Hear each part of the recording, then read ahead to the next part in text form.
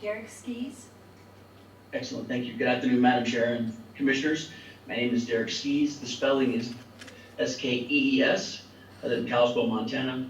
It's my honor to be the elected representative for House District 11, but today I'm here as myself. I want to caution the Commissioners for the use of some of the words that we've heard today, specifically the words fair and competitive. Both are extremely subjective.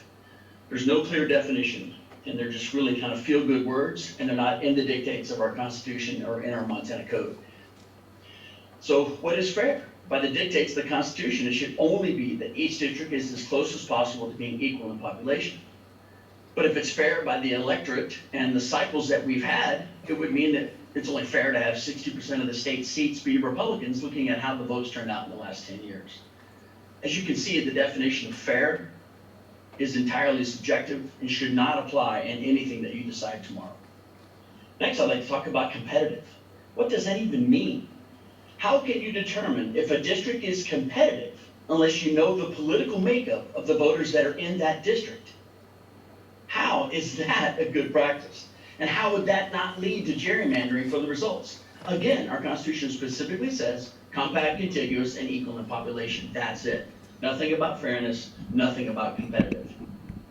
Heck, in 2011, under the old maps, we had 68 Republicans in the House. So that spans that 20-year period. So with regards to the criteria, there is really only one path you can legally take. And that path is directed by the Montana Constitution, the Montana Code Annotated, and the Voting Rights Act. And by the way, the reason you're supposed to stick to the Voting Rights Act is found in Montana Code, as passed by the legislature in Section 5-1. So let's review the Section 5-1, because there's been some discussion that the commission had a long-standing tradition of being independent of the legislature. But let's take a look at exactly what the law says and what the commission has done in the past. Take a look at 5-1-103, vacancy of commissioners. That is not in the Constitution, and that's exactly how you got your new chair. That was passed by the legislature. Let's talk about compensation and expenses. You're talking about doing a request for a proposal on how to figure out the population numbers. That power is given to you in 5-1-104 of Montana Code. And the reason that neither one of the members of the commission are currently seeking elective office is because of 5-1-105. Again, that's not in the Constitution. It was developed by the Montana legislature. Next, the fact that you have staff on all sides of you that are from Legislative Services Division are provided by the Montana legislature, and that's in 5-1-105. You also gain assistance of any state agencies you need, specifically from what I'm hearing, the state library. That's given to you in 5-1-107. And the whole fact that we're having a public hearing today is a power given to you in 5-1-108, public hearing on plans. Finally, how do you submit the plan for legislative redistricting that is suggested in the Constitution? That definition and information can be found in 5-1-109. Then the recommendations of the legislature. We have rules on ourselves, 5-1-110. And lastly, the final plan and the dissolution of this commission is not found in the Montana Constitution. It is found in 5-1-111. So let's talk about redistricting criteria, which is found in 5-1-115. The 1% relative deviation is in Montana law, 5-1-115 sub 2 sub A. It must be 1% relative deviation from the ideal population. Now, you can deviate from that only when necessary to keep political subdivisions intact or to comply with the Voting Rights Act. That's so that you can have what you guys say you need flexibility with the 5%. You don't need that. Take the 1%, get us as equal in population as districts as you can, and if you need to exceed to keep political subdivisions intact, you're empowered to do that. You don't need 5%. Folks, this is an easy thing, and I'm shocked that nobody's even talked about it yet, that we need to be paying attention to the law in Montana. This is the law. There is no authority in the Constitution, in the Montana Code Annotated, or given by judicial decisions that empower any one of you to ignore the law that currently stands in Montana. 5-1-115 and all the other sections stand as law. There is no lawsuit pending. There is no decision pending by the Supreme Court. Therefore, you don't have the authority to decide if you'll listen to any part of it or not, specifically when you've decided to listen to over 6 sections of it already. The Constitution basically says, shall consist of compact and contiguous and nearly equal in population, and the rest is provided in law. And as far as the criteria must comply in order of importance, that's also found in the law. And that order is given, A, B, C, D, and that is in the Republican plan. So members of the commission and Madam Chair, I implore you, please do the right thing legally in designing this.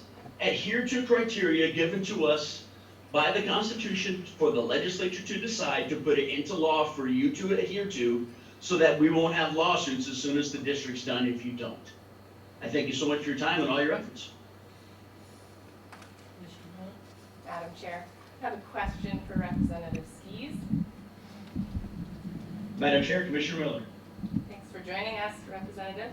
I have a question for you. The last 2 commissions, I think you're well aware, they adopted their own criteria through a public process, similar to ours, where they asked the public to comment, they adopted their own criteria, and they followed those to adopt the maps.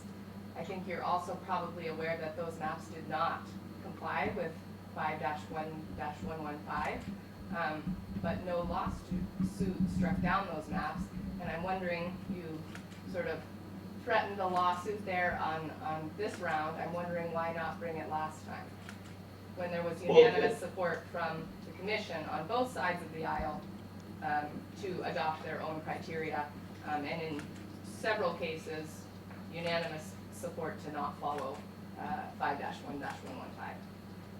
Madam Chair, Commissioner Miller, excellent question.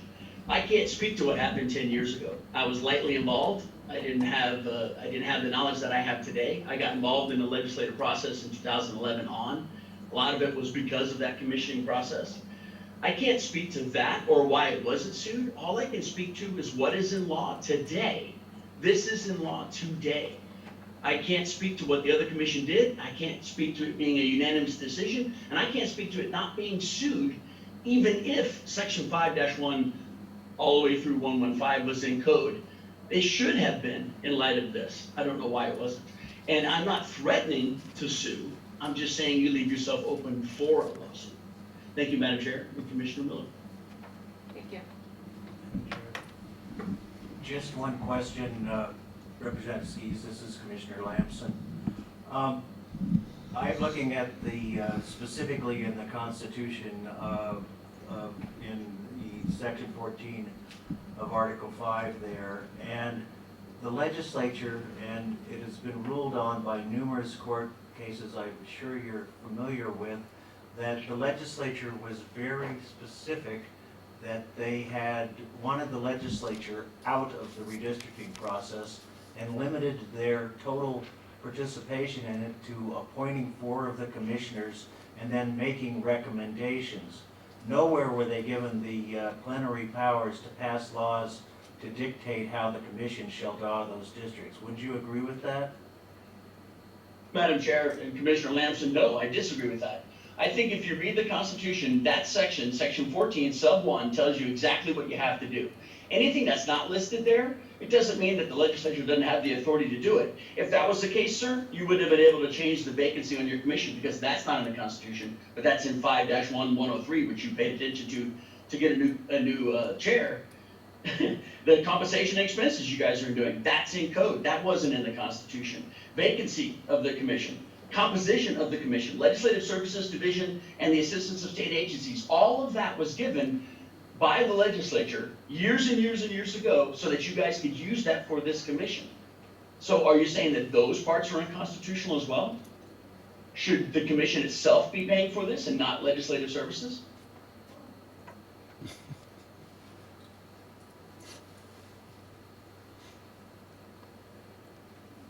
Okay, I think it's close enough to 3 that we need to take a break right now.